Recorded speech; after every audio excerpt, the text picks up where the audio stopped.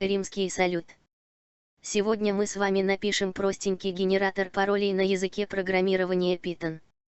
Для начала необходимо импортировать библиотеки, которые вы наблюдаете. Если вы не знаете, как это делать, то можете спросить в комментариях или посмотреть в интернете.